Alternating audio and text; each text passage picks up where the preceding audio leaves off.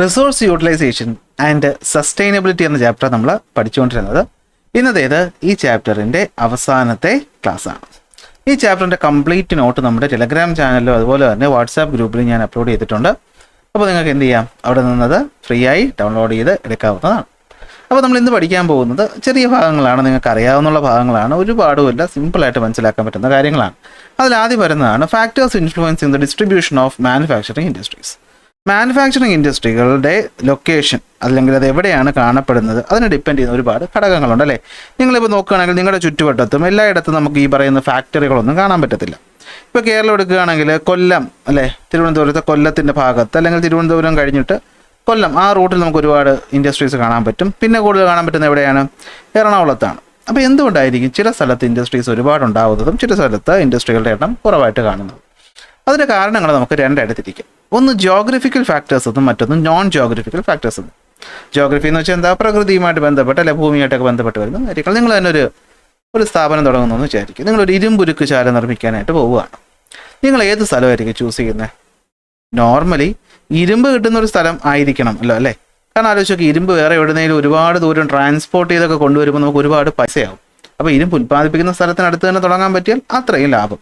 അപ്പോൾ ഒന്നാമത്തെ കാര്യമാണ് റോ മെറ്റീരിയൽ അല്ലേ. റോ മെറ്റീരിയൽ നമ്മൾ എന്ത് സ്ഥാപനം തുടങ്ങിയാലും അവിടെ വേണ്ട അസംസ്കൃത വസ്തു ഇവിടെ കിട്ടും, അതിനടുത്ത് നമുക്ക് സ്ഥാപനം തുടങ്ങാനായിരിക്കും കൂടുതൽ ഇഷ്ടം. മറ്റൊന്ന്, അവിടെ കമ്പനി നടത്തണമെങ്കിൽ ഫാക്ടറി നടത്തണമെങ്കിൽ ഊർജ്ജം വേണം. ഇനി ഇപ്പോൾ ഇരുമ്പുരുക്ക് ശാലയാണെന്ന് എക്സാമ്പിൾ എടുത്തോ, ജലം വാട്ടർ ഒരുപാട് വേണം, വാട്ടറിൻ്റെ അവൈലബിലിറ്റി. അവിടുത്തെ കാലാവസ്ഥ അല്ലേ, എപ്പോഴും മഴയും കാര്യങ്ങളൊക്കെ ആണെങ്കിൽ ഒരു ഇരുമ്പുരുക്ക് ശാല നടത്തിക്കൊണ്ട് പോകാൻ ബുദ്ധിമുട്ടായിരിക്കത്തില്ലേ? ആയിരിക്കും. ഇനി മറ്റൊന്ന് ടോപ്പോഗ്രഫി.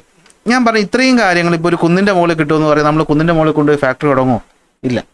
അല്ലെങ്കിൽ ഒരു താഴ്ന്ന പ്രദേശം, ഇപ്പോൾ വേണം ഒരു മഴ പെയ്താൽ വെള്ളം കയറാൻ പറ്റും, നമ്മുടെ കുട്ടനാട് പോലത്തെ ഒരു സ്ഥലം, അവിടെ തുടങ്ങുമോ? ഇല്ല. എന്തുകൊണ്ടാണ്? കാലാവസ്ഥയും അവിടുത്തെ ടോപ്പോഗ്രഫി അല്ലെ അവിടുത്തെ ഭൂപ്രകൃതിയും നമ്മൾ എന്ത് ചെയ്യും, സ്വാധീനിക്കുന്ന ഘടകങ്ങളാണ്. അപ്പോൾ ഇതാണ് ജോഗ്രഫിക്കൽ ഫാക്ടേഴ്സിൽ വരുന്നത്. എന്തെങ്കിലും കാണാതെ പഠിക്കേണ്ട ആവശ്യമുണ്ടോ? നമ്മൾ ഏതൊരു സ്ഥാപനം തുടങ്ങുമ്പോഴും ഒന്ന് അത് എവിടെയാണ് അവരുടെ റോ മെറ്റീരിയൽസ് കിട്ടുന്ന കാര്യം, അവിടെ കമ്പനി വർക്ക് ചെയ്യാൻ ആവശ്യമായിട്ടുള്ള എനർജി, പിന്നെ വെള്ളത്തിൻ്റെ അവൈലബിലിറ്റി, ട്രാൻസ്പോർട്ടേഷൻ. അത് തന്നെയാണ് ടോപ്പോഗ്രഫി കൊണ്ട് ഉദ്ദേശിക്കുന്നത്. അത് നമുക്ക് ട്രാൻസ്പോർട്ട് ചെയ്ത് കൊണ്ടുപോകണം അല്ലേ. അപ്പോൾ അതിന് നല്ല ഭൂപ്രകൃതി വേണം. മലയും കുന്നും പ്രദേശമൊക്കെ ആണെങ്കിൽ ബുദ്ധിമുട്ടാണ്. നല്ല പ്ലെയിൻ സ്ഥലമാണെങ്കിൽ അല്ലേ കുറച്ചുകൂടി ഈസി ആയിരിക്കും. മറ്റൊന്ന് നോൺ ജിയോഗ്രഫിക്കൽ ഫാക്ടേഴ്സ്. ഇപ്പോൾ എക്സാമ്പിൾ പറയുകയാണെങ്കിൽ ഇപ്പോൾ കേരളം എന്ന് പറയുന്നത് ഈ നിക്ഷേപ സൗഹൃദ സംസ്ഥാനം എന്നൊക്കെ പറഞ്ഞാലും നമുക്ക് വാർത്തകൾ കാണുമ്പോൾ മനസ്സിലാവുന്നത് ഇൻഡസ്ട്രീസൊക്കെ തുടങ്ങാൻ അത്ര നല്ലൊരു സ്ഥലം കേരളമാണെന്ന് തോന്നുന്നുണ്ടോ? ഉണ്ടെങ്കിൽ ഈ പറയുന്ന പ്രധാനപ്പെട്ട പല കമ്പനികൾ ഇവിടെ ഉണ്ടായേനെ.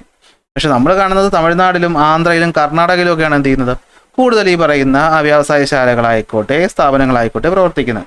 അപ്പോൾ ഒരു സ്ഥലത്തെ ഗവൺമെൻറ് പോളിസികൾ ഒരു സ്ഥലം കമ്പനികൾ തുടങ്ങാൻ അല്ലെങ്കിൽ മാനുഫാക്ചറിങ് യൂണിറ്റുകൾ തുടങ്ങാൻ പ്രധാനപ്പെട്ടൊരു ഘടകമാണ്. മറ്റൊന്ന് മാർക്കറ്റ് അല്ലെ, ഇവിടെ ഉണ്ടാക്കുന്ന ഉൽപ്പന്നം ഇവിടെ കൊണ്ടുപോയി വിൽക്കും. അപ്പോൾ മാർക്കറ്റിനടുത്തുള്ള സ്ഥലങ്ങളാണെങ്കിൽ അത് കുറച്ചുകൂടി ഈസി ആയിരിക്കും. എന്ന് വെച്ചാൽ എന്താ, ചന്തയിൽ കൊണ്ട് വിൽക്കുന്ന കാര്യമാണോ? അങ്ങനെയല്ല. ഒരു ഉൽപ്പന്നം നമ്മൾ ഉൽപ്പാദിപ്പിക്കും, അത് വാങ്ങാൻ കുറച്ച് ആൾക്കാർ വേണ്ടേ, അപ്പോൾ അത് എത്തിക്കേണ്ടേ. അപ്പം നമുക്ക് വാങ്ങാനുള്ള ആൾക്കാരും ഈ പറയുന്ന നമ്മുടെ അതിനാണ് മാർക്കറ്റ് എന്ന് പറയുന്നത്. അതിനടുത്തായിട്ട് തുടങ്ങിക്കഴിഞ്ഞാൽ നമുക്ക് ട്രാൻസ്പോർട്ടേഷൻ അത്രയും എന്ത് ചെയ്യാൻ പറ്റും, കുറയ്ക്കാനായിട്ട് പറ്റും. Transportation facilities, availability of labours അല്ലേ, തൊഴിലാളികൾ.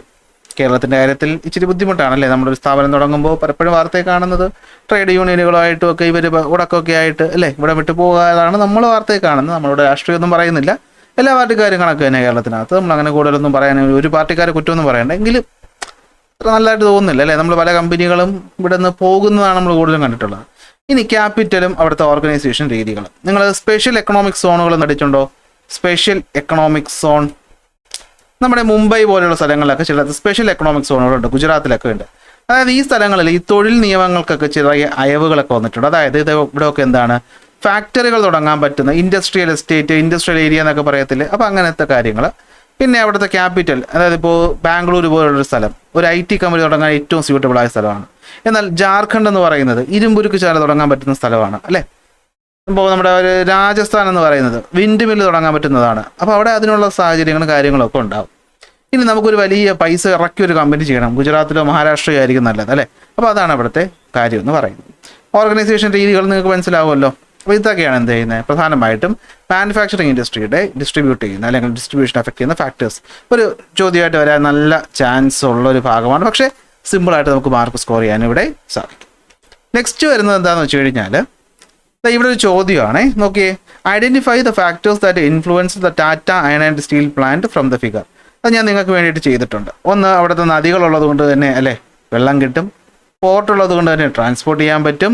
മാർക്കറ്റ് അക്സസിബിലിറ്റി ഉണ്ട്. കൊൽക്കത്തയും മുംബൈയും പ്രധാന മാർക്കറ്റുകളാണ്.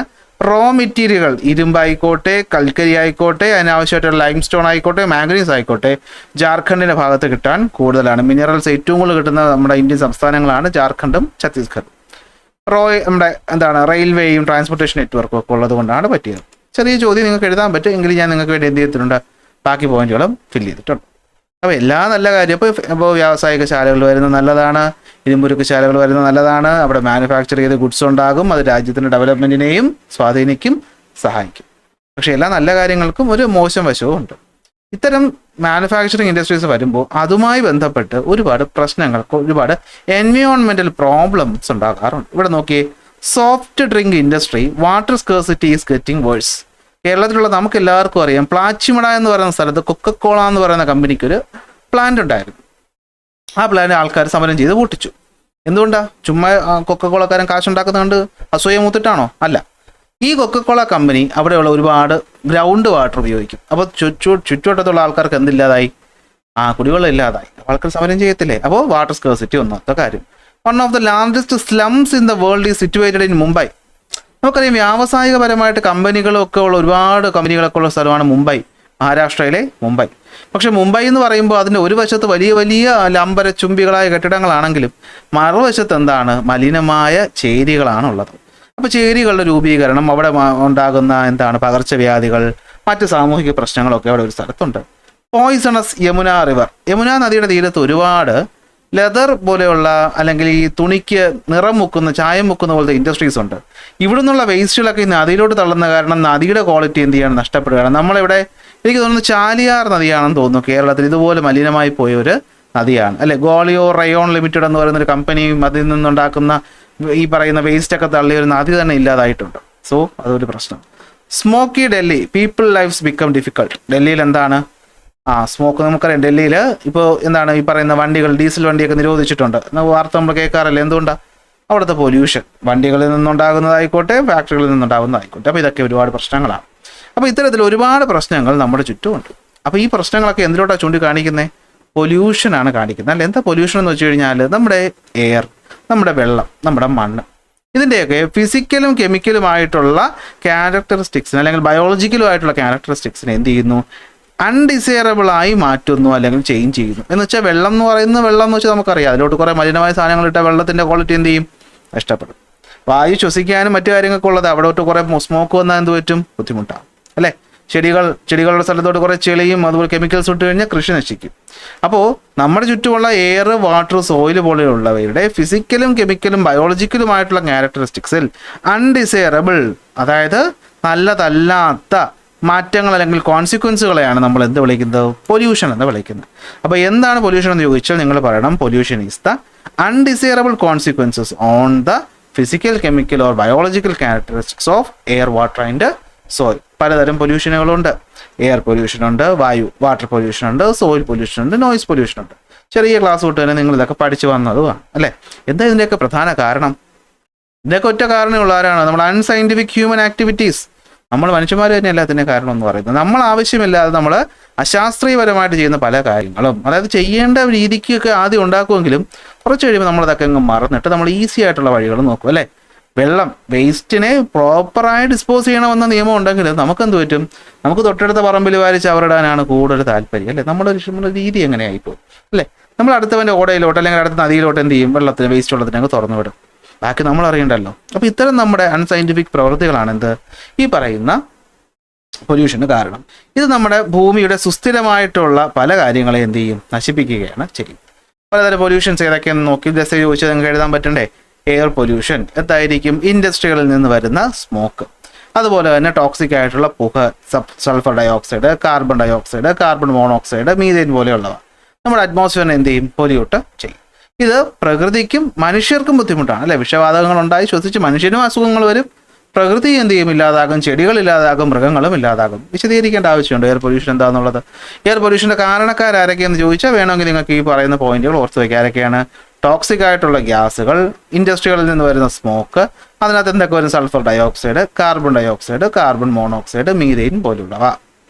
പിന്നെ വരുന്നതാണ് വാട്ടർ പൊല്യൂഷൻ. എന്താ വാട്ടർ പൊല്യൂഷൻ എന്ന് വെച്ച് കഴിഞ്ഞാൽ വേസ്റ്റുകളെ നമ്മൾ എന്ത് ചെയ്യുന്നു, ഇൻഡസ്ട്രികളിൽ നിന്ന് മറ്റു വരുന്ന കെമിക്കൽ ഇൻഡസ്ട്രിയിൽ നിന്ന് വരുന്ന വേസ്റ്റിനെ നദികളിലേക്ക് തുറന്നു വിടുന്നു. ഇതാ കണ്ടോ ഇവിടെ കാണുന്ന പോലെ. ഇത് എന്ത് പറ്റും, നദികളെയും അതുപോലെ തന്നെ തടാകങ്ങളെയും മറ്റ് വാട്ടർ ബോഡീസിനെയൊക്കെ ഹാംഫുള്ളായിട്ട് അഫക്റ്റ് ചെയ്യും. ഇത് എങ്ങനെയൊക്കെ അഫക്റ്റ് ആവും? അക്വാറ്റിക് ആനിമൽസ്, മീനുകൾ അതുപോലെയുള്ള ജീവികളുടെ ഇല്ലാതെ തന്നെ ആക്കും. അതല്ലാതെ പിന്നെ എന്ത് ചെയ്യും? മനുഷ്യൻ തന്നെ ഇതിൽ കുളിക്കാനും കുടിക്കാനും ഒക്കെ ഉപയോഗിക്കുന്നത്. ആ വെള്ളം കുടിക്കുകയും ചെയ്യുമ്പോൾ മാറാരോഗങ്ങൾ മനുഷ്യന്മാർക്കും വരും. അതാണ് വാട്ടർ പൊല്യൂഷൻ. വിശദീകരിക്കണോ? വേണ്ട. സോയിൽ പൊല്യൂഷൻ അല്ലേ? എന്താ സോയിൽ പൊല്യൂഷൻ എന്ന് വെച്ച് കഴിഞ്ഞാൽ നമ്മൾ ഇലക്ട്രോണിക് വേസ്റ്റുകൾ പോലുള്ള സാധനങ്ങൾ, ഇൻഡസ്ട്രികളിൽ നിന്നുണ്ടാകുന്ന പല സാധനങ്ങൾ മണ്ണിൽ കൊണ്ടിടുമ്പോൾ മണ്ണ് പിന്നെ ഉപയോഗശൂന്യമായിട്ട് മാറുകയാണ്. ലാൻഡ് ഡീഗ്രേഡ് ചെയ്ത് പോകുമെന്നാണ് പറയുന്നത്. ലാൻഡ് ഡീഗ്രഡേഷൻ, മണ്ണ് ഉപയോഗശൂന്യമായിട്ട് പോകും. നിങ്ങൾ ആലോചിച്ച് നോക്കി, ഒരു സ്ഥലത്ത് നല്ലൊരു സ്ഥലം ഇവിടേക്ക് നമ്മൾ വർഷങ്ങളായിട്ട് കൊണ്ടുവന്ന് എന്ത് ചെയ്യുന്നു, കമ്പനിയിൽ നിന്നുള്ള മാലിന്യങ്ങൾ കൊണ്ട് തള്ളുന്നു. ഈ മാലിന്യങ്ങൾ എന്ന് പറയുമ്പോൾ ഇതിനകത്ത് പല പല കെമിക്കൽസ് ഉണ്ടാവും. ഇത് ഈ മണ്ണുമായിട്ട് മിക്സ് ആയി കഴിഞ്ഞാൽ പിന്നെ ഇവിടെ ഒരു ചെടി കൊണ്ട് നട്ടാൽ അത് വളരും, അത് പൊടിക്കത്തില്ല, അത് കൊണ്ട് അടുത്ത് എത്തുന്നതിന് മുമ്പ് കരിഞ്ഞു പോകും. അപ്പോൾ അങ്ങനെ മണ്ണിനെ ഗുണമില്ലാതാക്കുന്നതാണ് സോയിൽ പൊല്യൂഷൻ. നെക്സ്റ്റ് വരുന്നതാണ് നോയ്സ് പൊല്യൂഷൻ. നിങ്ങളുടെ ക്ലാസ് പഠിപ്പിക്കാൻ വരുന്ന ടീച്ചർമാർ എപ്പോഴും ഇതിനെപ്പറ്റി പറയാറുണ്ട് അല്ലേ, ഇതെന്താ ചന്തയാണോ, എന്തൊരു ബഹളമാണെന്നല്ലേ. കാരണം നിങ്ങൾ തന്നെ ആലോചിച്ച് നോക്കിയാൽ, നിങ്ങൾ ഇപ്പോൾ ക്ലാസ് ടീച്ചർ വന്നു, ഡസ്റ്റർ എടുക്കാൻ മറന്നു, നിങ്ങൾ ഡസ്റ്റർ അങ്ങ് സ്റ്റാഫ് റൂമിലോട്ട് പോകാമെന്ന് വിചാരിക്കും. പോകുന്ന വഴിക്ക് ഒരു ക്ലാസ്സിൽ ടീച്ചറില്ല, പുറത്തുകൂടി നടക്കുമ്പോൾ നിങ്ങൾക്ക് അറിയാം അല്ലേ, ഇതുമാത്രം സൗണ്ടാണ് ഒരു ക്ലാസ്സിൽ നിന്ന് ഉണ്ടാകുന്നത്. അത് നോയ്സ് പൊല്യൂഷൻ ആണോ? ഒരു പരിധിവരെ അത് നോയ്സ് പൊല്യൂഷൻ ആണ്. എങ്കിൽ ഇവിടെ ഉദ്ദേശിക്കുന്ന ആ സാധനമല്ല, ഈ പറയുന്ന ഇൻഡസ്ട്രികളിൽ മറ്റിൽ നിന്നുണ്ടാക്കുന്ന എക്സസീവായിട്ടുള്ള നോയ്സുകൾ ആൾക്കാരുടെ ഫിസിക്കലും മെൻ്റലും ഹെൽത്തിനെ അഫക്റ്റ് ചെയ്യും.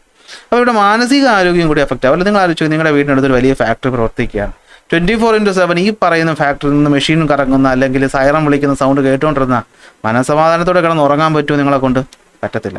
അപ്പോൾ നമുക്ക് നേരെ ഉറക്കം കിട്ടിയില്ലെങ്കിൽ നമ്മുടെ മാനസിക നില മൊത്തം എന്ത് ചെയ്യും? തകരാറിലാവും. ആവശ്യമില്ലാത്ത സ്ട്രെസ്സും ടെൻഷനും ദേഷ്യവും ഒക്കെ വന്നിട്ട് നമുക്ക് ബുദ്ധിമുട്ടുകളുണ്ടാവും. മാത്രമല്ല, അമിതമായ ശബ്ദത്തിന് നമ്മൾ കൂടുതലായിട്ട് നമ്മളത് കേൾക്കാൻ ഇടയായി കഴിഞ്ഞാൽ നമ്മുടെ കേൾവി ശക്തിയെ തന്നെ എന്ത് ചെയ്യും? അത് അഫക്റ്റ് ചെയ്യും.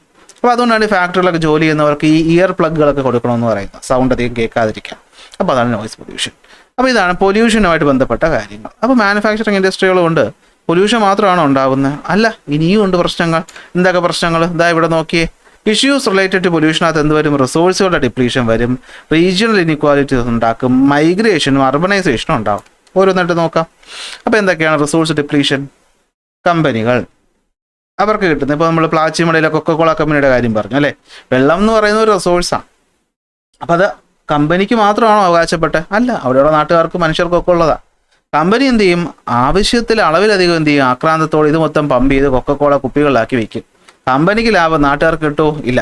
So unscientific use of resources in the industries to increase the production അല്ലേ, അവരുടെ ഉൽപ്പാദനം കൂട്ടാൻ വേണ്ടിയിട്ട് അവരെന്ത് ചെയ്യും? അങ്ങനെ ഇളുത്തെടുക്കും അല്ലേ, മോട്ടറുകളുടെ കുഴൽ കിണറുകൾ ഒഴിച്ച് വെള്ളം പമ്പ് ചെയ്ത് അങ്ങോട്ട് എടുക്കും. അപ്പോൾ എന്ത് പറ്റും?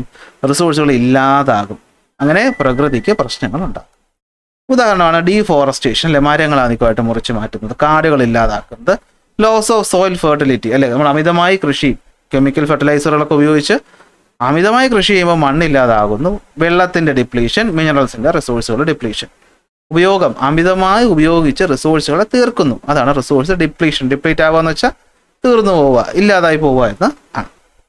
നെക്സ്റ്റ് വരുന്നതാണ് റീജിയണൽ ഇനിക്വാലിറ്റി. ഇത് രണ്ട് രീതിയിൽ പറയാം. ഒന്ന്, ഒരു സ്ഥലത്ത് റിസോഴ്സുകൾ ഉണ്ടെങ്കിൽ, നാച്ചുറൽ റിസോഴ്സുകൾ എന്ന് പറയുന്നത് ഒരിക്കലും എന്തല്ല, ഈ പറയുന്ന ഈക്വലായിട്ടല്ല ഡിസ്ട്രിബ്യൂട്ട് ചെയ്തേക്കുന്നത്. ഇപ്പോൾ ഇന്ത്യ എടുത്തു കഴിഞ്ഞാൽ ഇന്ത്യയിൽ നമുക്ക് ചുമ്മാ നോക്കാം. കേരളത്തിൻ്റെ ഭാഗത്ത് കരിമണൽ കിട്ടും, ജാർഖണ്ഡ്, ഛത്തീസ്ഗഡ്, ഒഡീഷ ഭാഗത്ത് കുറേ മിനറൽസ് കിട്ടും, മഹാരാഷ്ട്രയുടെ ഭാഗത്ത് നിറച്ച് കറുത്ത മണ്ണുണ്ട്. ഇങ്ങനെ ഓരോ നാട്ടിലും അതിൻ്റെതായ കുറേ നാച്ചുറൽ റിസോഴ്സുകളുണ്ട്. അപ്പോൾ അതിൽ ഏത് റിസോഴ്സാണോ ഏറ്റവും വില കൂടുതൽ ആ സ്ഥലം കൂടുതൽ ഡെവലപ്പ് ആവും. എപ്പോഴും ഇതാവണമെന്നില്ല. ഒരു ഉദാഹരണം ഞാൻ പറയാം. ഈ പറയുന്ന ജാർഖണ്ഡിൻ്റെ ഭാഗമൊക്കെ ഉണ്ടല്ലോ, ഇവിടെ ഇപ്പോഴും അത്ര ഡെവലപ്മെൻ്റ് ഒന്നും വന്ന സ്ഥലമല്ല. കാരണം ഇവിടെ കൂടുതലും മൈൻസ്, ഖനികളാണുള്ളത്. മൈൻസിൽ നിന്ന് കുഴിച്ച് സാധനം എടുത്തുകൊണ്ട് പോകുന്നു, പക്ഷേ അതിന് ഗുണം അനുഭവിക്കുന്നത് മറ്റ് സിറ്റികളിലുള്ളവർ ആയിരിക്കും. അപ്പോൾ റീജിയണൽ ഇനിക്വാലിറ്റീസ് ഉണ്ടാകും. അതായത് ഇപ്പോൾ ഇവിടെ ടെക്സ്റ്റ് ബുക്ക് പറയുന്നതനുസരിച്ച് എങ്ങനെയാണെങ്കിൽ ഇതൊക്കെ the unbalanced distribution of natural resources and inadequate basic facilities have resulted in the concentration of industrial development in certain regions only. അതായത് എല്ലായിടത്തും റിസോഴ്സുകൾ ഒരുപോലെ അല്ല അവൈലബിൾ ആയിട്ടുള്ളത്. അപ്പോൾ അതുകൊണ്ട് എവിടെയാണോ റിസോഴ്സ് ഉള്ളത് അവിടെ കൂടുതൽ സ്ഥാപനങ്ങൾ വരും. ഫോർ എക്സാമ്പിൾ നമ്മുടെ മുംബൈ, ഡൽഹി, ബാംഗ്ലൂർ ഇതൊക്കെ സിറ്റികളായിട്ട് മാറി എന്തുകൊണ്ടാണ്? ഇവിടെ റിസോഴ്സുകൾ ഉള്ളത് കൊണ്ടാണ്. നമ്മുടെ കേരളത്തിൽ തിരുവനന്തപുരത്ത് ടെക്നോ പാർക്ക്, കൊച്ചിയിലെ ഇൻഫോ പാർക്ക്, ആ സ്ഥലം എന്താ? അവിടെ അറിവുള്ള ആൾക്കാരുള്ളതും ഒരു റിസോഴ്സ് തന്നെയാണ്. അവിടെ ഒരു സ്ഥലം ഒഴിഞ്ഞു കിട്ടിയതും റിസോഴ്സ് തന്നെയാണ്. അപ്പോൾ അങ്ങനെ ആ സ്ഥലത്ത് മാത്രം ഡെവലപ്മെൻറ്റ് കോൺസെൻട്രേറ്റ് ചെയ്യുകയും മറ്റു സ്ഥലത്ത് ഇല്ലാതാവുകയും ചെയ്യുമ്പോൾ റീജിയണലി ഇനിക്വാളിറ്റീസ് ഉണ്ടാകും. ഒരു സ്ഥലത്തുള്ള ഒരു സമ്പന്നരായി മാറുന്നു അല്ലേ. ഇപ്പോൾ നിങ്ങൾ ആലോചിക്കുക, കൊച്ചിയിൽ ഈ പറയുന്ന അല്ലെങ്കിൽ എറണാകുളത്ത് നിങ്ങൾക്ക് ഒരു 10 സെൻറ്റ് വസ്തുവുണ്ട്, നിങ്ങൾക്ക് അട്ടപ്പാടിയിലും 10 സെൻറ്റ് വസ്തുവുണ്ട്. നിങ്ങൾ എവിടത്തെ വസ്തു വയ്ക്കുമ്പോഴാണ് ധനികരാകുന്നത്? എവിടത്തെ ആയിരിക്കും? അപ്പോൾ നിങ്ങൾ ധനികരായില്ലേ?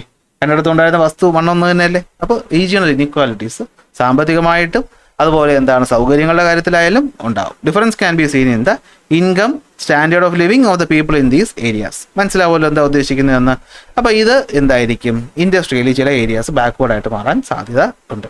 പക്ഷേ ഞാനിതിനെ വേറെ രീതിയിലാണ് കാണുന്നത്. ഇൻഡസ്ട്രികൾ എന്ന് പറയുമ്പോൾ ഈ മാനുഫാക്ചറിങ് ഇൻഡസ്ട്രീസ് ഒക്കെ ഉള്ള സ്ഥലത്ത് ഡെവലപ്മെൻറ്റ് ഉണ്ടാവുമെങ്കിലും ആൾക്കാരുടെ ജീവിതം അവിടെ കുറച്ച് ബുദ്ധിമുട്ടാവാനാണ് സാധ്യത. കാരണം ഈ പറയുന്ന മെഷീനും സൗണ്ടും ഒക്കെ അല്ലേ, ബുദ്ധിമുട്ടല്ലേ.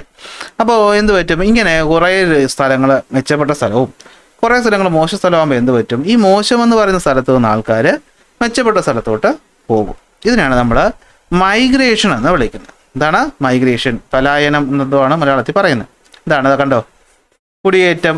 കുടിയേറ്റം, പലായനം അല്ല, കുടിയേറ്റം. അപ്പോൾ കുടിയേറ്റം എന്ന് വെച്ചാൽ എന്താ? കുടിയേറുന്നത്. എന്തിനാ കുടിയേറുന്നത്? ഓക്കെ, സ്ഥിരമായിട്ടോ താൽക്കാലികമായിട്ടോ ആൾക്കാർ ഒരു സ്ഥലത്ത് നിന്നും മറ്റൊരു സ്ഥലത്തേക്ക് പോകുന്നതിനെയാണ് നമ്മൾ മൈഗ്രേഷൻ എന്ന് പറയുന്നത്. Temporary or permanent movement of the people from one region to another. എന്തിനു വേണ്ടിയിട്ടാണ്? പലപ്പോഴും ലെസ് ഡെവലപ്ഡ് ആയിട്ടുള്ള സ്ഥലത്ത് നിന്ന് കൂടുതൽ ഡെവലപ്ഡ് ആയിട്ടുള്ള ഇൻഡസ്ട്രിയൽ ഏരിയയിലോട്ടായിരിക്കും ആൾക്കാർ പോകുന്നത്. മുംബൈയുടെ കാര്യം ഞാൻ പറഞ്ഞു. മുംബൈയിൽ എന്തുകൊണ്ടാണ് ഇത്രയും ആൾക്കാരും ചേരിയൊക്കെ ഉണ്ടായി? മുംബൈയിൽ പണ്ടുതൊട്ടേ ഉള്ളവർ ഏത് സ്ഥലത്തും പ്രകൃതിപരമായി നോക്കിക്കഴിഞ്ഞാൽ അല്ലെങ്കിൽ നാച്ചുറലി ആ സ്ഥലത്ത് ഉൾക്കൊള്ളാൻ പറ്റുന്ന ആൾക്കാരെ അവിടെ സാധാരണ ഉണ്ടാവാറുള്ളൂ. പക്ഷെ അവിടെ എന്തെങ്കിലും സാധനം ഉണ്ടെന്ന് പറഞ്ഞിട്ട് ഈ പുറത്തുള്ളവരും കൂടി ഇങ്ങോട്ട് ഇടിച്ചു കയറുമ്പോഴാണ് അവിടെ പോപ്പുലേഷൻ എന്ത് ചെയ്യുന്നത്? കൂടുന്നത്. ഉദാഹരണം മുംബൈ, കൊച്ചി, ഡൽഹി, ബാംഗ്ലൂർ, ഇവിടെയൊക്കെ എന്താണ്? തൊഴിലവസരങ്ങൾ കൂടുതലാണ്. അപ്പോൾ ആൾക്കാരൊക്കെ അങ്ങോട്ട് വരാനായിട്ട് താല്പര്യപ്പെടും. ഇത് തന്നെയാണ് സംഭവം എന്ന് പറയുന്നത്. ബെറ്റർ ലിവിങ് കണ്ടീഷൻസ്, നല്ല ജീവിത സാഹചര്യം കിട്ടാൻ വേണ്ടിയിട്ട്. പക്ഷെ അവിടുത്തെ പോപ്പുലേഷൻ ഡെൻസിറ്റി കൂടും. അപ്പോൾ എന്ത് പറ്റും? ആദ്യം പറഞ്ഞ റിസോഴ്സ് ഡിപ്ലീഷൻ ഉണ്ടാവും. വെള്ളം ഒരു കിണറ്റിൽ നിന്ന് 10 പേര് ഉപയോഗിക്കാൻ പറ്റുമ്പോൾ കുഴപ്പമില്ലായിരുന്നു. എന്നാൽ അവിടെ നിന്ന് 100 പേര് വെള്ളം എടുത്ത് തുടങ്ങിയാൽ ആ വെള്ളം ഉടനെ പറ്റും. അവിടെ വെള്ളമില്ലാത്ത സ്ഥലമാവും. ബാംഗ്ലൂർ ഇപ്പോൾ ഇതാ പ്രശ്നം. ബാംഗ്ലൂരുള്ളവരൊക്കെ ഈ പറയുന്ന പുറത്തുനിന്ന് വന്ന് നിൽക്കുന്ന ആൾക്കാർ ഈ ചൊറിയുന്നതും അതുമായി ബന്ധപ്പെട്ടിട്ടുള്ള വാർത്തകൾ നമ്മൾ കാണാറില്ലേ? കന്നഡ ഭാഷ സംസാരിച്ചില്ലെങ്കിൽ ബാംഗ്ലൂർ വിട്ടു പോകണം, മഹാരാഷ്ട്രയിൽ മറാത്തി അറിഞ്ഞുകൂടെങ്കിൽ നിങ്ങൾ ഇവിടെ വിട്ടു പോകണം എന്നൊക്കെ പറയുന്നത് എന്തുകൊണ്ടാണ്? അവർക്ക് ബുദ്ധിമുട്ടാണ്. ഇപ്പം നമ്മളെ നാട്ടിൽ തന്നെ ആലോചിക്കുക. നമ്മൾ ഈ ബംഗാളി എന്ന് പറയുന്ന ആൾക്കാർ കുറേ പേര് വന്ന് നമ്മുടെ ചുറ്റും കൂടി താമസിച്ച് നമുക്ക് ഇഷ്ടപ്പെടും. അതേ സംഭവം തന്നെ. ഇങ്ങനെ പറഞ്ഞ തമ്മിൽ തല്ലും പ്രശ്നങ്ങളൊക്കെ ഉണ്ടാവും. പിന്നെ ഒന്നാണ് അർബണൈസേഷൻ. ഇത് നല്ലതും ചീത്തയുമായിട്ട് നമുക്ക് പറയാനായിട്ട് പറ്റും. എന്താണ്? increase in the size and the population of the cities as a result of migration from the rural areas to the urban areas, and the natural population growth in the cities is called urbanization. നഗരവൽക്കരണം. അതായത് ഒരു സ്ഥലം എപ്പോഴാണ് നഗരമാവുന്നത്? അവിടെ കൂടുതൽ ആൾക്കാർ വരുന്നു, അവിടെ കൂടുതൽ സൗകര്യങ്ങൾ വരുന്നു, അവിടെ കൂടുതൽ എന്തെങ്കിലും റിസോഴ്സുകൾ ഉണ്ടായിരിക്കണം. ഇതാണ് സംഭവം. അപ്പോൾ ഇത് എന്തുകൊണ്ടെന്ന് വെച്ച് കഴിഞ്ഞാൽ പോപ്പുലേഷൻ സൈസ് കൂട്ടും. അതുകൊണ്ട് പല സോഷ്യോ എക്കണോമിക് ആയിട്ടുള്ള മാറ്റങ്ങളുണ്ടാവും. നല്ലതും ആകാം, ചീത്തയും ആകാം. കാശുകാർക്ക് അത് നല്ലതായിട്ട് മാറുമെങ്കിൽ കാശില്ലാതെ പോകുന്ന സാധാരണക്കാർക്ക് അത് ബുദ്ധിമുട്ടായിട്ടും മാറാറുണ്ട്. ഇതാണ് മൈഗ്രേഷൻ ഇതാണ് അർബണൈസേഷൻ, നഗരവൽക്കരണം. അപ്പോൾ ഈ പറഞ്ഞ പരിപാടികൾ എന്തൊക്കെ തന്നെ ചെയ്തു കഴിഞ്ഞാലും റിസോഴ്സ് എന്ത് ചെയ്യാണ്? തീരുകയാണ് ചെയ്യുന്നത്. റിസോഴ്സിന് ഡിപ്ലീഷനാണ് ഉണ്ടാകും. അപ്പോൾ നമുക്ക് എന്ത് ചെയ്യണം? റിസോഴ്സിനെ സംരക്ഷിക്കണം. എങ്ങനെ സംരക്ഷിക്കുക? കണ്ടോ, റീസൈക്കിൾ ചെയ്യുക, റീയൂസ് ചെയ്യുക, ഉപയോഗം റെഡ്യൂസ് ചെയ്യുക, അങ്ങനെ എഴുതിയിരിക്കുന്നത് അത് തന്നെ. ഈ സിമ്പിളൊക്കെ നിങ്ങൾ ചിലപ്പോൾ കണ്ടിട്ടുണ്ടാവും അല്ലേ? റീസൈക്ലിംഗ് പച്ച നിറത്തിൽ കാണും. അപ്പോൾ റിസോഴ്സുകൾ നമ്മൾ എന്ത് ചെയ്യണം? കൺസർവ് ചെയ്യണം. കാരണം റിസോഴ്സ് എന്ന് പറയുന്നതിൽ പലതും എന്താണ്? ഉപയോഗിക്കുമ്പോൾ തീർന്നു പോകുന്നതാണ്. അപ്പോൾ ഉപയോഗിക്കുമ്പോൾ തീർന്നു പോകുന്ന സാധനങ്ങളെ നമ്മൾ സൂക്ഷിച്ച് ഉപയോഗിച്ചില്ലെങ്കിൽ പിന്നീടുള്ള കാലത്ത് അത് കിട്ടാതെ വരും. ഇതാണ് സംഭവത്ത് പറയും. അപ്പോൾ നമ്മൾ എന്ത് ചെയ്യണം? Ensuring their availability by avoiding over exploitation and judicious use അല്ലേ? ആവശ്യത്തിന് മാത്രം റിസോഴ്സ് ഉപയോഗിക്കുക. എന്ത് റിസോഴ്സ് വേണമെങ്കിലും ആയിക്കോട്ടെ, ആവശ്യത്തിന്. അനാവശ്യത്തിന് ഉപയോഗിച്ച് കഴിഞ്ഞാൽ എന്ത് പറ്റും? നാളൊരു കാലത്ത് ഇല്ലാതെ വരും. നിങ്ങളുടെ വീട്ടിൽ ഇപ്പോൾ കറണ്ട് പോയി കഴിഞ്ഞാൽ പിന്നെ നിങ്ങൾ മൊബൈലൊന്നും ആവശ്യമില്ലാതെ ഉപയോഗിക്കത്തില്ല. കാരണം എന്താ? ചാർജ് തീർന്നു പോയി കഴിഞ്ഞാൽ ഫോൺ സ്വിച്ച് ഓഫ് ആകും. അപ്പോൾ എന്തുകൊണ്ട് നമ്മൾ അപ്പോൾ ഉപയോഗിക്കുന്നത്? ഇതേ നമ്മൾ തന്നെയല്ലേ ആവശ്യമില്ലാതെ വെറുതെ 5-5 മിനിറ്റ് കൂടുമ്പോൾ ഫോൺ എടുത്ത് നോക്കുന്നത്? എനിക്ക് കുഴപ്പമുണ്ട്. അപ്പം അങ്ങനെ ഞാൻ ഉദാഹരണം പറഞ്ഞാണ്. ഇതുപോലെ എന്ത് സാധനങ്ങൾ ഉപയോഗിച്ചാലും, വാഹനങ്ങൾ ഉപയോഗിക്കുന്നതായാലും ശരി, വൈദ്യുതി ഉപയോഗിക്കുന്നതായാലും ശരി, പ്രകൃതിയിൽ നിന്ന് കിട്ടുന്ന വെള്ളമായിക്കോട്ടെ, വായു ആയിക്കോട്ടെ, മണ്ണായിക്കോട്ടെ, എന്തായാലും ഉപയോഗിക്കുമ്പോൾ നോക്കിയും കണ്ട് ഉപയോഗിക്കണം. റീസൈക്കിൾ ചെയ്യാൻ പറ്റുന്നതിന് റീസൈക്കിൾ ചെയ്യണം, വീണ്ടും ഉപയോഗിക്കാൻ പറ്റുന്നതിന് വീണ്ടും ഉപയോഗിക്കണം. അല്ലാതെ വൺ യൂസ് സാധനങ്ങളൊക്കെ കുറയ്ക്കുക എന്നാണ് മനസ്സിലാക്കേണ്ടത്. ഓക്കെ, അപ്പോൾ എങ്ങനെയൊക്കെ ചെയ്യാം? റിസോഴ്സുകളെ റീസൈക്കിൾ ചെയ്യുക, വെള്ളത്തിനെ മാക്സിമം കൺസർവ് ചെയ്യുക, മഴക്കുഴി ഉണ്ടാക്കുക, ടെറസിൽ നിന്ന് ഹാർവെസ്റ്റ് ചെയ്യുക, ഫോറസ്റ്റിനെ കൺസർവ് ചെയ്യുക, എനർജിയെ കൺസർവ് ചെയ്യുക എന്നിങ്ങനെയുള്ള മാർഗ്ഗങ്ങൾ നിങ്ങൾ എന്ത് ചെയ്യുക, യൂസ് ചെയ്യുക. ഓക്കെ, ഇതാ ഇവിടെ ആവശ്യം പോലെ പോയിന്റുകൾ ഞാൻ പറഞ്ഞിട്ടുണ്ട്. അപ്പോൾ എന്താണ് കൺസർവേഷൻ ഓഫ് റിസോഴ്സസ് എന്ന് വെച്ചാൽ എന്താ? എൻഷുറിങ് ദ അവൈലബിലിറ്റി, ഭാവിക്കും ഇത് അവൈലബിൾ ആണെന്ന് ഉറപ്പുവരുത്തുക. എങ്ങനെ? ബൈ അവോയ്ഡിങ് ഓവർ എക്സ്പ്ലോയിറ്റേഷൻ, അമിത ഉപയോഗവും ജുഡീഷ്യസ് ആയിട്ട് ആവശ്യത്തിന് മാത്രം ഉപയോഗിച്ച് ഭാവിക്ക് വേണ്ടി കരുതി വയ്ക്കുക. ഓക്കെ, ഫ്യൂച്ചർ ജനറേഷൻ ഇത് ആവശ്യമാണ്. അപ്പോൾ എന്തൊക്കെ ചെയ്യാം, എങ്ങനെയൊക്കെ ചെയ്യാം? റീസൈക്ലിങ്ങിലൂടെ ചെയ്യാം, എനർജി കൺസർവേഷനിലൂടെ ചെയ്യാം, വാട്ടർ കൺസർവേഷനിലൂടെ ചെയ്യാം, ഫോറസ്റ്റ് കൺസർവേഷനിലൂടെയും ഇത് ചെയ്യാവുന്നത് ആണ്. ഓക്കെ, അപ്പോൾ ഇതിൽ ലാസ്റ്റ് വരുന്നതാണ് ഇത് എന്താണെന്ന് വെച്ചാൽ, ഇപ്പോൾ മോളി പറഞ്ഞില്ലേ കാര്യങ്ങൾ. അപ്പോൾ ഇതെന്താ ഇതിൻ്റെ പ്രധാന ലക്ഷ്യം? റിസോഴ്സുകൾ ഭാവിക്കും നമ്മൾ കൂട്ടിവെക്കണം. ഈ പറയുന്ന സംഭവം എന്ന് പറഞ്ഞ ഡെവലപ്മെൻറ്റ് നമുക്ക് ഇല്ലാതാക്കാൻ പറ്റുമോ? ഇൻഡസ്ട്രികളെല്ലാം പൂട്ടിക്കെട്ടുക എന്നുള്ള നടക്കുന്ന കാര്യമാണോ? അല്ല. അപ്പോൾ ഇൻഡസ്ട്രിയും വ്യവസായവും മാനുഫാക്ചറിങ്ങും വേണം, അതൊരു പടിയെ കൂടി അങ്ങ് നടന്നു പോകണം. അതോടൊപ്പം തന്നെ സേവിങ്ങും വേണം. അപ്പോൾ രണ്ടിൻ്റെയും കൂടി ഒരു മിക്സിങ്ങിനെയാണ് നമ്മൾ സസ്റ്റൈനബിൾ ഡെവലപ്മെൻറ്റ് അഥവാ മലയാളത്തിൽ സുസ്ഥിര വികസനം എന്ന് പറയുന്നു. സുസ്ഥിരം എന്ന് വെച്ചാൽ എന്താ ഉദ്ദേശിക്കുന്നത്? ഭാവിക്കും വേണം, ഇപ്പോഴും വേണം. ഭാവിക്കും വേണം, ഇപ്പോഴും വേണം. എന്താണ്? To meet the need of the present, ഇന്നത്തെ ആവശ്യവും സാറ്റിസ്ഫൈ ചെയ്യണം. പക്ഷേ എന്ത് ചെയ്യണം? Without compromising the availability of future generations to meet their own needs. ഇതാണ് സംഭവം. ഇപ്പോഴുള്ള ആവശ്യവും നടക്കണം, ഭാവി തലമുറയ്ക്കും അത് കിട്ടണം. അപ്പോൾ ആ ഒരു വ്യൂവിൽ വേണം നമ്മൾ കാര്യങ്ങൾ എന്ത് ചെയ്യാൻ, ഉപയോഗിക്കാൻ അല്ലെങ്കിൽ യൂസ് ചെയ്യാനായിട്ട്. അപ്പോൾ വേസ്റ്റേജ് കുറയ്ക്കുക, ആവശ്യമില്ലാത്ത പരിപാടി കുറച്ചാൽ തന്നെ ഇത് നടന്നു പോകും. Okay, economic growth can be achieved through the balance കണ്ടോ between the welfare of the environment and the standard of living of the people. അല്ലേ, ആൾക്കാരുടെ ജീവിത നിലവാരവും ഉയരണം, പ്രകൃതിയും എന്ത് ചെയ്യണം, അതോടൊപ്പം തന്നെ നമ്മൾ സംരക്ഷിക്കപ്പെടണം. അപ്പോൾ രണ്ടിനുമുള്ള സമയം ഇവിടെ അല്ലെങ്കിൽ സ്ഥലം ഇവിടെ ഉണ്ട്, നമ്മളത് മര്യാദയ്ക്ക് അങ്ങ് ചെയ്താൽ മതി. ചെയ്ത് ഇല്ലാതാക്കാതിരുന്നാലെങ്കിലും മതി. റീസൈക്ലിങ്ങിലൂടെയും റീഡ്യൂസിങ് യൂസേജിലൂടെയും അതുപോലെ തന്നെ എന്താണ് റീയൂസ് ചെയ്യുന്നതിലൂടെയും നമുക്ക് സസ്റ്റൈനബിൾ ഡെവലപ്മെൻറ്റ് അച്ചീവ് ചെയ്യാനായിട്ട് പറ്റും. ഓക്കെ, യുണൈറ്റഡ് നേഷൻസ് 2015 തൊട്ട് ഉള്ള എന്താണ് ഇതിനുള്ള ശ്രമങ്ങൾ നടക്കുന്നുണ്ട്. 2030 നമ്മൾ സസ്റ്റൈനബിൾ ഡെവലപ്മെൻറ്റ് അച്ചീവ് ചെയ്യുമെന്നാണ് പറഞ്ഞിരിക്കുന്നത്. അതിന് വേണ്ടിയിട്ട് 17 ഗോളുകൾ എന്ത് ചെയ്തിട്ടുണ്ട്, നമ്മുടെ യുണൈറ്റഡ് നേഷൻസ് സെറ്റ് ചെയ്തിട്ട് ഉണ്ട്. 17 ഗോളൊന്നും നിങ്ങൾ പഠിക്കേണ്ട, ഇത്രയും അറിഞ്ഞാൽ മതി. അപ്പോൾ റിസോഴ്സ് അത് വളരെ ഇമ്പോർട്ടൻറ്റ് ടോപ്പിക്കാണ്. അവസാനം പറഞ്ഞു എന്ന് വെച്ചാൽ ഇത് സിമ്പിളായിട്ട് വിചാരിക്കരുത്, ഇത് വളരെ ഇമ്പോർട്ടൻ്റ് ആണ് എന്ന് മനസ്സിലാക്കുക. എന്തായാലും ഇവിടുന്ന് ഒരു ചോദ്യം ഉറപ്പായിട്ട് പരീക്ഷയ്ക്ക് ഉണ്ടാവും. കാരണം മാർക്കിന് വേണ്ടി മാത്രമല്ല, നിങ്ങളാകുന്ന ഭാവിയിലെ തലമുറയ്ക്ക് ഇതിനുമായി ബന്ധപ്പെട്ട അവബോധം കിട്ടാൻ വേണ്ടിയിട്ടാണ് ഈ ചോദ്യങ്ങൾ ഈ ഭാഗങ്ങളിൽ നിന്ന് ഉറപ്പായിട്ട് പരീക്ഷയ്ക്ക് ചോദിക്കുന്നത്. സോ ഇപ്പോൾ ഇത്രയും പറയുമ്പോഴത്തേക്ക് നമ്മുടെ ഈ ഒരു മനോഹരമായ ചാപ്റ്റർ ഇവിടെ അവസാനിക്കുകയാണ്. നോട്ട് ഓൾറെഡി ഞാൻ അപ്ലോഡ് ചെയ്തിട്ടുണ്ട്. അപ്പോൾ ഉടനെ തന്നെ നമുക്ക് എന്ത് ചെയ്യാം, അടുത്ത ചാപ്റ്ററായിട്ട് വരാം. അതുവരെ ബൈ ബൈ.